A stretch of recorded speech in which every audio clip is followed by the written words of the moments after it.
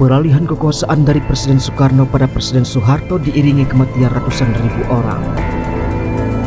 Sejumlah kalangan menyebutkan peralihan kekuasaan itu sebagai kudeta merangkak. Setahap demi setahap, Soeharto mulai mengembosi kekuasaan Soekarno. Berangkat dari surat perintah 11 Maret 1966, Soeharto mulai bergerak cepat. Keesokan harinya, dia membubarkan Partai Komunis Indonesia atau PKI dan didukung MPRS. PKI dinyatakan sebagai partai terlarang. Lalu Soeharto mulai menangkap anggota kabinet Dwi Korah yang diduga terlibat PKI. 16 menteri ditangkap, walau tak jelas apa peran mereka dalam gerakan 30 September itu. Saat itu pula, Soeharto bergerak didukung mahasiswa dan rakyat yang anti PKI.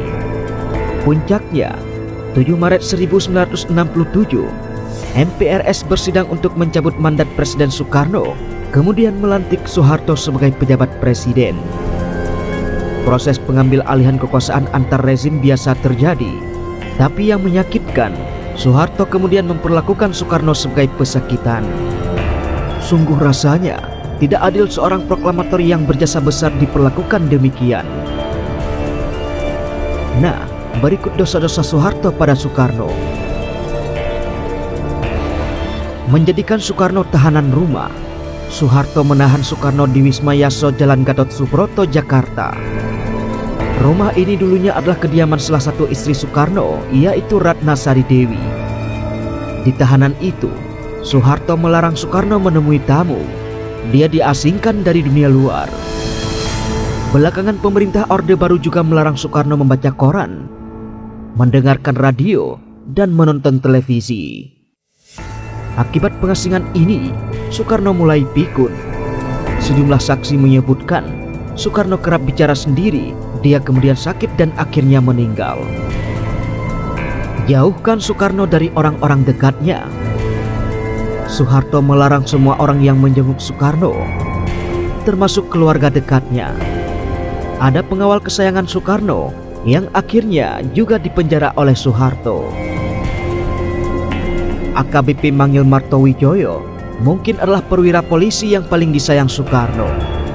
Perwira polisi ini adalah Komandan Detasemen Kawal Pribadi atau DKP Bung Karno.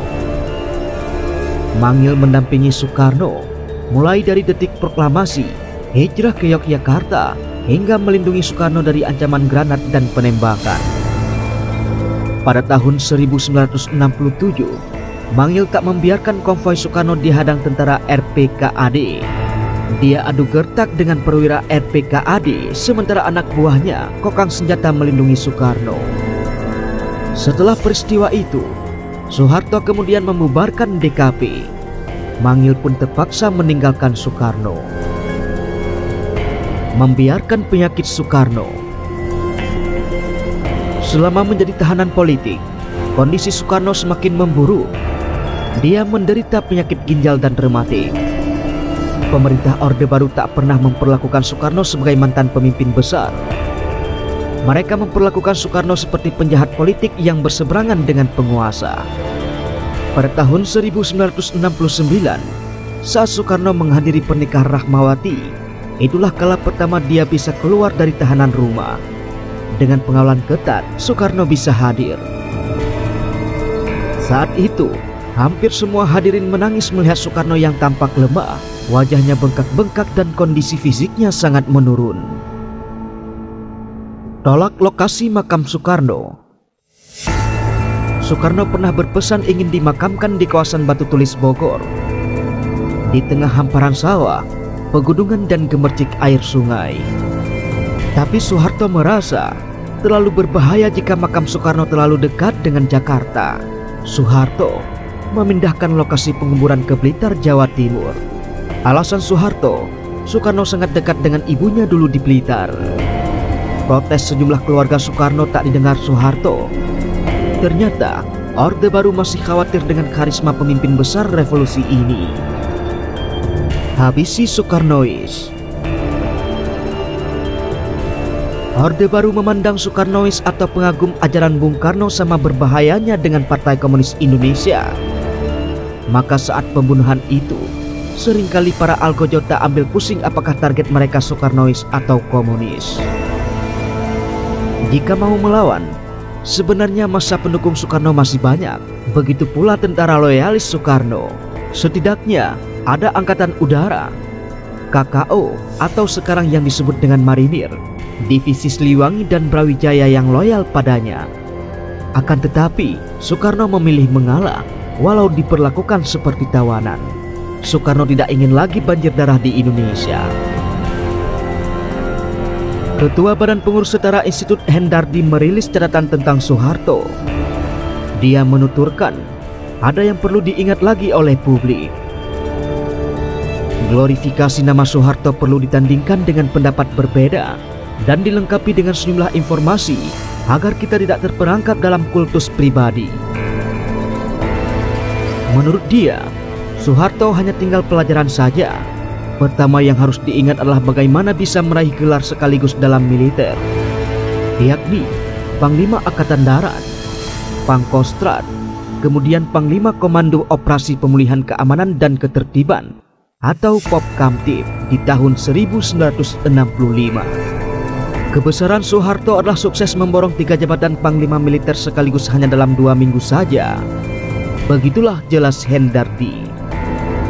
Meski menjabat rangkap, masih kata dia, keadaan darurat tetap dijalankannya. Maka, perkiraan secara moderat selama 1965 sampai 1966, sebanyak 500.000 warga sipil jadi korban pembantaian, serta 1,6 juta orang dijebloskan ke penjara. Kebesarannya adalah catatan rekor jumlah korban pembantaian, serta penahanan warga negara secara sewenang-wenang, ungkap Hendardi. Selain itu, ada korban juga dalam invasi militer ke Timur Timur pada tahun 1975 hingga tahun 1976, memberlakukan daerah operasi militer di Aceh pada tahun 1989 hingga tahun 1998. Begitulah kebesaran Soeharto yang telah dicatat oleh beberapa lembaga dan banyak media lainnya. Dengan kebesaran yang sempurna itu, maka kampanye macam apa lagi yang mau dibesar-besarkan?